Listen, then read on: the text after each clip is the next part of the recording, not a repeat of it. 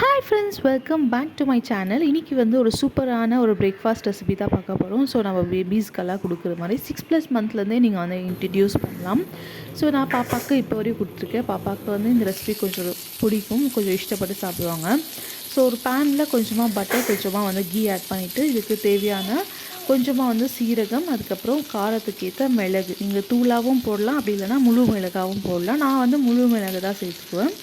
ஏன்னா நம்ம இஞ்சியும் பூண்டும் வந்து துருவி சேர்க்கறதுனால அதிலே கொஞ்சம் வந்து காரம் இருக்கும். ஸோ அதனால் நான் வந்து முழு மிளகாவே சேர்த்துக்குவேன். ஸோ நீங்கள் வேணும்னா உங்கள் பாப்பா வந்து கொஞ்சம் பெரியவங்களாக இருந்தால் நீங்கள் வந்து காஞ்ச மிளகாவும் சேர்த்துக்கலாம். ஸோ நான் வந்து பாப்பாவுக்கு கொஞ்சம் காரம் கம்மியாக சேர்க்கறதுனால இந்த மாதிரி செய்கிறேன். அதுக்கப்புறம் வந்து சாப்டு கார்லிக், அதுக்கப்புறம் வந்து துருவிய இஞ்சி, கொஞ்சமாக ஒரு சின்ன பீஸ் இஞ்சியை வந்து நல்லா வந்து கிரேட் பண்ணிவிட்டு நீங்கள் வந்து சேர்த்துக்கலாம்.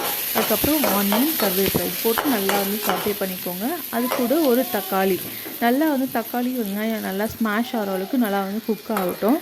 ஸோ பொறுமையாக குக் பண்ணுங்கள். நல்லா வந்து ஸ்மாஷ் ஆகி நல்லா வந்து ஒரு நான் முடிஞ்ச அளவுக்கு சின்ன சின்னதாக வந்து ஆனியனை கட் பண்ணி சேர்த்துக்கோங்க. ஸோ எல்லாமே நல்லா வந்து ஸ்மாஷ் ஆகி வந்த பிறகு அதுக்கப்புறம் நீங்கள் வந்து 1 கப் ரவை எடுத்திங்கன்னா அதுக்கு வந்து 3 கப் தண்ணி வந்து பாப்பாவுக்காக நான் வந்து சேர்க்குறேன். இல்லைனா வந்து 2 கப் தண்ணி. உங்கள் பாப்பா வந்து கொஞ்சம் கெட்டியாக வந்து சாப்பிட்றாங்க அப்படின்னா 2 கப் தண்ணி. எங்கள் பாப்பா வந்து கொஞ்சம் லிக்விடாக தான் சாப்பிடுவாங்க, அதனால் 3 கப் தண்ணி. ரவை வந்து தண்ணி வந்து போக போக ஆற ஆற இறுகிடும். ஸோ அதனால் 3 கப் தண்ணி சேர்த்துக்குவேன். ஸோ 1 கப் ரவை வந்து நம்ம வந்து தக்காளி வெங்காயம் நல்லா வதக்கி வச்சுக்கோ இல்லையா, அதிலே போட்டு நல்லா வந்து ரோஸ்ட் பண்ணிவிடுங்க.